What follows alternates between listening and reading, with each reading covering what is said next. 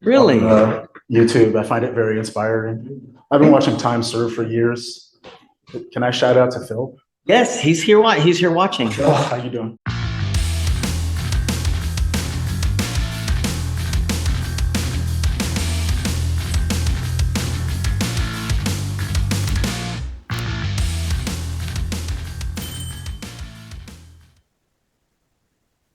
Court is calling 2023 CR 3133B, State of Texas versus Nicholas Ray Ramos.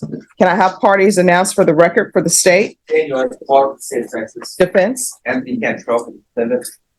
All right. And are you Nicholas Ray Ramos? Yes, Your Honor. All right. The defendant entered a plea on October 23rd of guilty to the offense of aggravated robbery. According to the plea bargain agreement, there are no applications and punishment is be assessed at a cap of 16 years in the prison.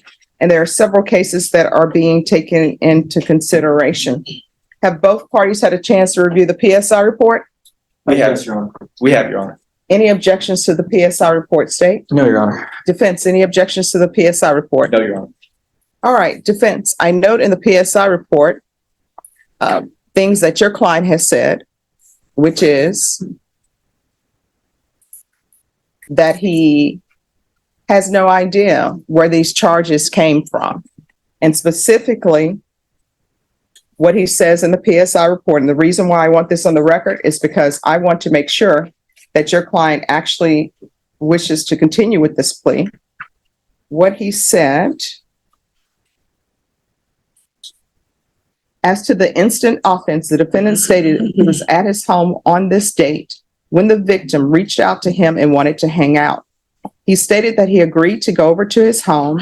He stated that he got an Uber to the victim's home and a friend ended up going with him. He stated while at the victim's home, he offered him some clothes and money. He stated that the victim knew he was struggling and offered to help him. He stated that the victim even allowed him to wear his jewelry. He stated that he left the location and went to a nearby park. He stated that he did not end up going back home. He stated that the victim sent his friend some money so that they could Uber back home. He stated that later that day, the victim contacted him and told him that he needed his items back. He stated that he ignored the victim. He stated that he later found out that he had a warrant for this case when he attempted to make a payment to his bondsman for another case he has pending. He stated that he called the victim and confronted him about the allegations. He stated that he was later arrested for the instant offense. The defendant denies the allegations of him using or having a gun, but did admit to keeping the victim's clothes and other items. And that is correct. It is in the PSI report, and I'll ask the court to also focus on page 5 of the victim impact statement. So, Judge, there was multiple felony cases that were plea bargained in this case that the state took into consideration and dismissed, and that's why we went forward with this case. So, my client has stated that he doesn't want to go forward with this case. There were many concessions made by the state of Texas on this particular defendant. So that's why we want to go forward. All right, Mr. Ramos, could you raise your right hand for me, please? Do you solemnly swear or affirm the testimony you give will be the truth and nothing but the truth, so help you God? Yes, ma'am. You can lower your hand, state your name for the record. And Nicholas Ray Ramos. All right, Mr. Ramos, do you wish to go forward with this plea? Yes, Your Honor. All right. You do not want a jury trial? No, ma'am. All right. Thank you, Judge. All right. Are there any witnesses from either side? No, Your Honor, we were informed that the witnesses made PSI statements that were contained in the PSI. All right, then any witnesses, defense? No, Your Honor. All right, then the court will hear argument. State? Judge, there are numerous cases that have been taken into consideration in order to reach this case, or in order to reach this plea agreement. I know that the defendant is young, pretty early in his life, but in that short amount of time that he's been an adult, he has racked up numerous arrests and various cases, again, were taken into consideration. I think that it's the nature of those other charges and the fact that even while on probation or deferred on those charges, he still was picking up other cases. My understanding is that he was on probation when this all happened. So we would ask that you hit the cap, Judge, of 16 years. All right, defense. Your Honor, obviously my client is very young, and he'll admit that he has made some serious mistakes. He has a young daughter now, that he has not even had a chance to see at this point. One of the things I want the court to consider, and when the court pronounced a sentence in this case, the co-defendant in this case was sentenced to 8 years TDC. And we think that's appropriate, given the circumstances. Yes, my client was involved and I shouldn't say was involved, but has been charged with other cases. The district attorney's office made a commitment to dismiss those cases, and they have done so. Judge, with respect to this particular case, the complainant's father has stated that the victim in this case was not hurt, but he did not get his property back. So in light of that, his age, we'd ask the court to consider an 8-year sentence, which is what the court saw fit when the court pronounced sentence on the co-defendant in this case. Judge, if I may, the co-defendant was sentenced in the 187. There's a stark difference between that co-defendant and this defendant. That co-defendant did not have nearly as many cases that were being taken into consideration. So that was something that drastically changed what was happening in that situation versus this situation. All right. And just so everyone knows, and I know both attorneys know, I look at cases individually. So, Mr. Ramos, is there anything you want to say? Yes, ma'am. I've been incarcerated 8 months. I know I did what's wrong. No. Whatever I did, I know it caused me to come in this courtroom today. I'm sorry, I'm having a hard time hearing you. My bad. I know whatever I did caused me to come in this courtroom today, and I know it caused a lot of harm to people's families and stuff. I had more than enough time to think about what I've done. I just try to get back home to my little girl. That's it. All right. So how old is your child? 2 months and a week and a half. So why didn't you think about this beforehand? Comment on it. I'm sorry? I have a comment on it, Your Honor. Why are you out committing crime? I don't understand. And I'm asking you these questions because I'm trying to figure out what will be the appropriate sentence for you. The state and the defense will tell you. State and defense, they come up with their agreements. This is their agreement that I can sentence you up to 16 years in prison. So I'm asking you these questions so I can make a decision on what to sentence you to. And that's a lot of time because the range of punishment for this offense is, because they've capped it at 16, is 5 to 16 years. So that's what I can sentence you to. So I'm trying to figure out what is your thought process and why you are out here committing crimes and violent crimes.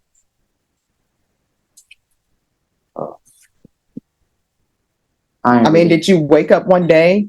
I always think of people who appeared before me when they were in elementary school. Did they wake up one day and decide, hey, I want to be a criminal? Right. So I'm trying to figure out, where did you go in your life that you decide, hey, I want to be a criminal? And I'm looking at your criminal history. Your criminal history is outrageous for a person your age. And I don't know if the misdemeanor, when you were placed on deferred adjudication, in that case, I don't know if something could have put you on the right path from there. We have the burglary of vehicles, not vehicle. There's a lot going on. And then there's an assault bodily injury case that's pending in County Court 15. So I'm trying to figure out, what is your issue? I guess I had a bad crowd around me. I ain't really had nothing for a little while. I ain't have no structure.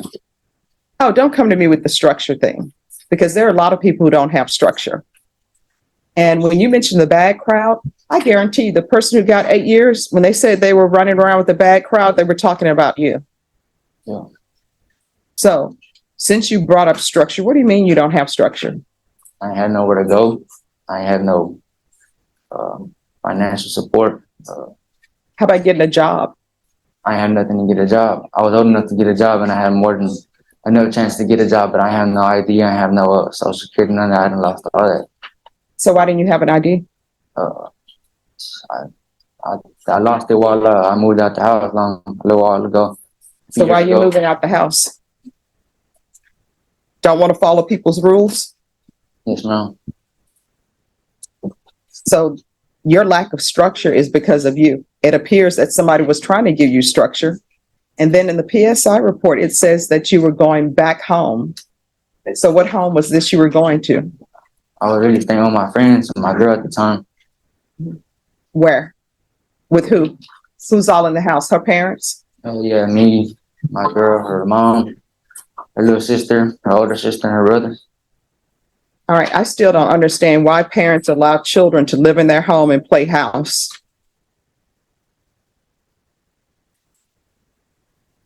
Just one moment.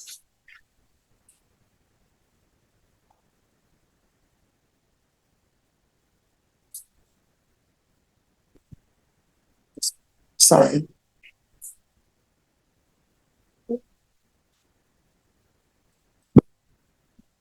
All right. So you can continue. I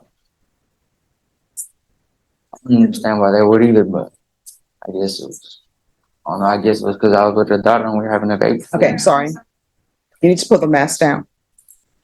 I don't know why they would let me stay at the house either, but I don't know. I was with her for a little while, and I guess I had a good relationship with her family. But you still haven't explained to me why you're going out committing a bunch of crimes, because you were placed on deferred adjudication. And I will tell you now, whenever you're placed on deferred adjudication now, it's different from when I first started practicing. Back then, it was you're on your own. But usually they will say, oh, you don't have an ID? Let us help you get your identification. Oh, you don't have this? Let us help you get this. So your response to not having your identification or having anything was to throw up your hands and start committing crimes.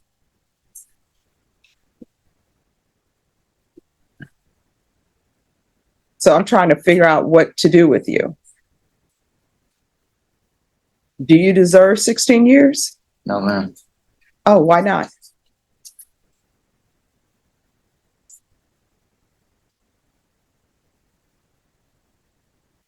And the question I'm asking you, your attorney will tell you, I ask a lot of people these questions. And so I want to see where your head is at. What do you think you deserve for committing an aggravated robbery, stealing from somebody who was trying to help you by giving you clothes, by giving you food, and according to you, paying for your Uber to and from their house?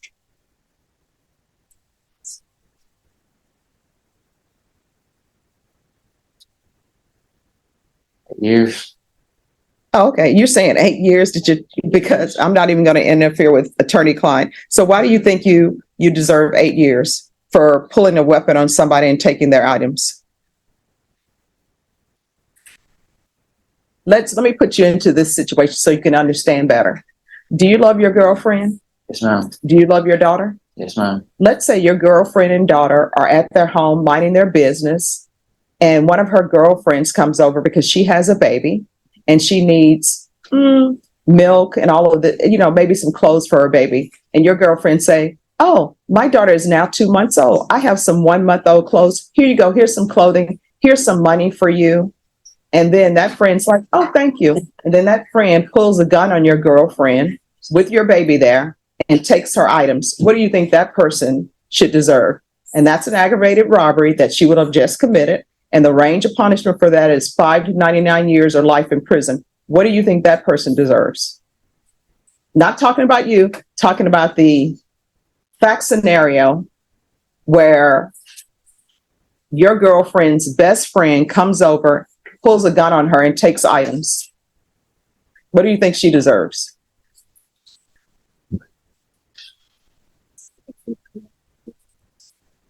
The sentence, I'm sorry, what?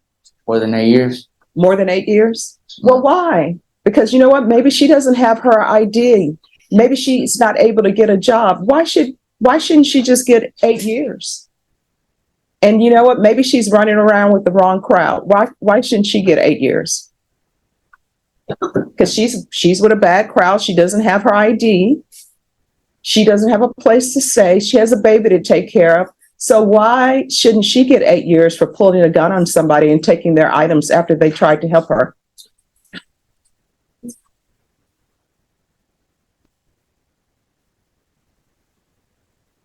Because she's just running around with a bad crowd. She just doesn't have her ID and she just needs items for her baby. So why shouldn't she be allowed to just pull a gun on your girlfriend, take items that she wants, and then come before court and say, please just give me 8 years, or please just give me deferred adjudication because I'm running around with a bad crowd. I don't have my ID. I don't have my social security card, and I need money, and I don't have a job.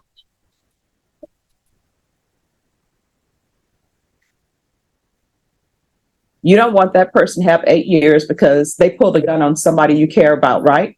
Yes, ma'am. That's what you've done in this case. You pulled a gun on somebody who was trying to help you out, and they have family members that care about them. So, do you still think you deserve 8 years? I mean, you may want it, but do you deserve it?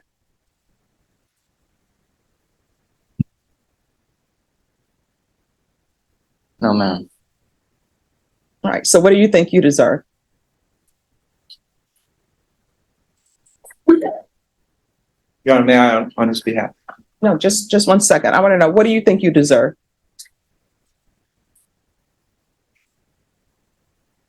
Honestly, look into your heart. What do you think you deserve for what you did to a friend who was helping you out? 10, 12. I'm sorry? 10 or 12. Why not the full 16? Because it's just too much time? Is it because it's just too much time for you and you can't imagine doing 16 years?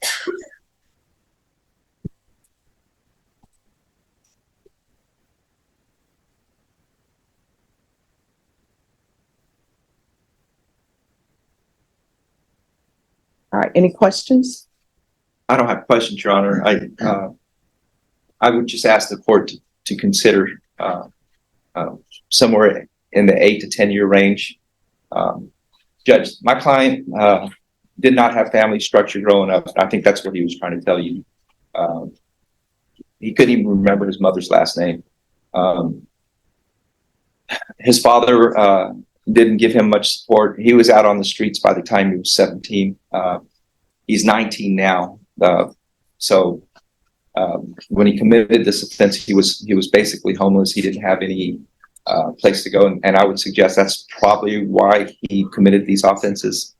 I'm not saying it's right or wrong. I mean, it's definitely wrong. Okay. But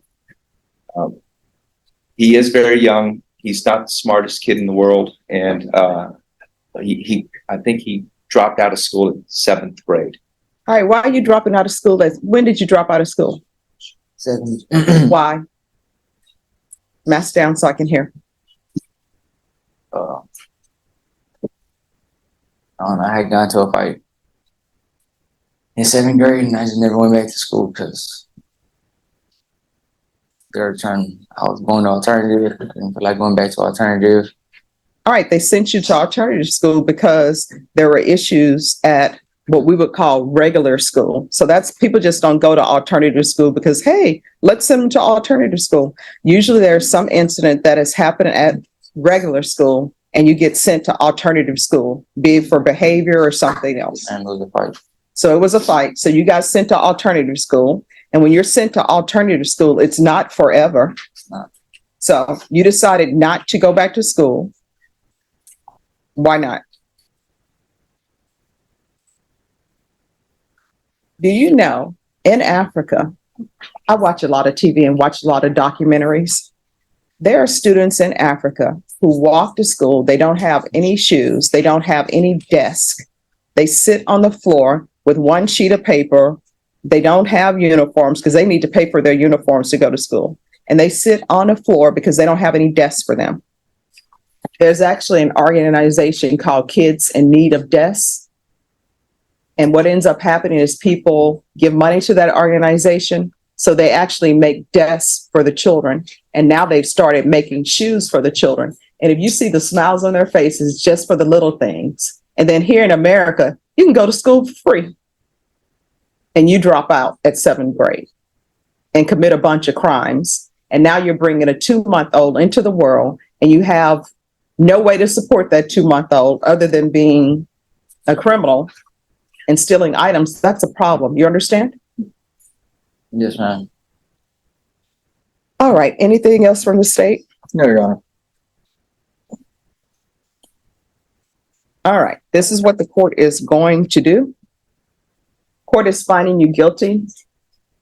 Court has already previously taken in consideration the cases that were listed in the agreement. This is going to run concurrent with County Court Cause number 691548, 691549, 694250. Mr. Ramos, I've read the PSI with a fine-tooth comb, read the offense with a fine-tooth comb, took into consideration the things that the complainant said in the PSI. And I'm taking in consideration your age. I hope that you can get your life together. There's a $500 restitution to Beatrice Gonzalez, which was the deductible. Is there going to be any objection to the court ordering that? No, Your Honor. No, Your Honor. All right, there's to be restitution to Beatrice, Beatris. Excuse me, if y'all cannot talk on the back row behind the court reporter, if you need to speak, just move to the other end. Gonzalez, Gonzalez,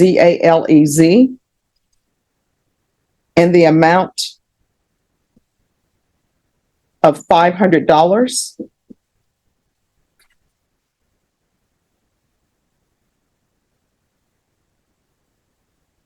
And I'm just checking to make sure there's no restitution to anyone else. Is that the only restitution state in the defense? Money-wise, Your Honor, there was some property that was taken from the victim in this case that was never given back, clothing and things of that sort of nature. All right, they didn't list an amount for restitution for that. They didn't, Judge. All right. All right. Court is going to sentence you to 12 years in the prison.